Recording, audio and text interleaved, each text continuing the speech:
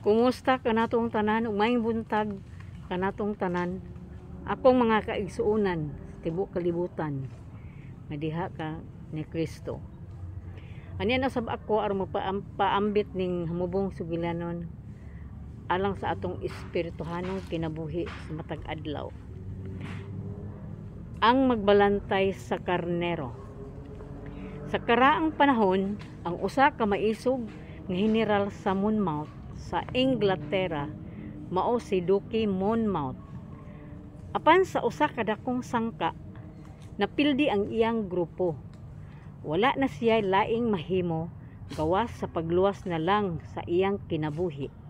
Dihang nahurot na ang iyang mga kauban. Misuot siya sa kalasangan. Panimpalad nga dili siya makit-an. Apan nakita siya sa kasundaluhan sa mga kaaway ug gisundan gayud siya. Hangtod nahiabot siya sa usa ka balay sa magbalantay sa mga karnero. Mahangyo siya nga motago sa maong balay. Sanglit gigukod siya sa mga kaaway. Misugot ang maong magbalantay sa karnero ug dihang nakapahulay sa lawak ang duke. Nakita sa magbalantay sa karnero nga ang mga kaaway nahiabot na sa iyang tugkaran ug nga andam kining mulungkab sa iyang balay aron sa pagpangita sa duke. Midali sa pagsulob ang magbalantay sa mga karnero sa uniporme sa general ug giingnan niya ang general nga layas sanglit ang mga kaaway anaa pa sa pultahan. Dihang migula ang magbalantay sa karnero, gipakaingon nila nga mauna kadto ang duke. Midali sila sa pag-atake. Giibot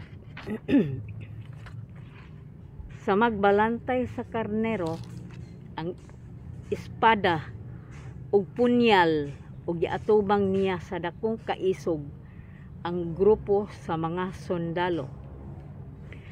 Makalilisang kaayo ang iyang pakigtakos. Ang mga sundalo gibatig kahadlok sa lihok sa gituohan nilang general nga kini makabuntog kanila. Mao nga gitinuod nila sa pagliyok o sa pagpangitag paagi nga malibutan nila ang makigsangka kanila. Ang matuod nga general si Duke Monmouth nakahigayon sa paglayas palayo sa maong dapit. Wala siya kalibutan nga ang magbalantay sa karnero maoy misagubang sa iyang mga kaaway. Naluya ang maong magbalantay sa karnero tungod sa kadaghan sa iyang gikasangka. Hangtod nahulog ra gayud siya sa kamot sa mga kaaway ug namatay. Apan naluwas niya ang general. Iyang gihalad ang iyang kinabuhi aron lamang maluwas ang general sa iyang nasod. Pagtulunan. Sama sa maong magbalantay sa karnero ang atong Ginoong Hesukristo, maugayod ang labing maayong magbalantay. Iyang gihatag ang iyang karninuhan nga mao kitang mga katawhan.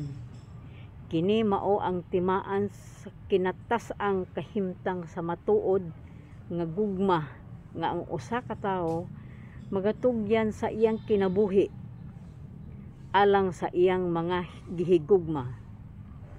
Dunay daghan nga magbalantay alang sa makasasala.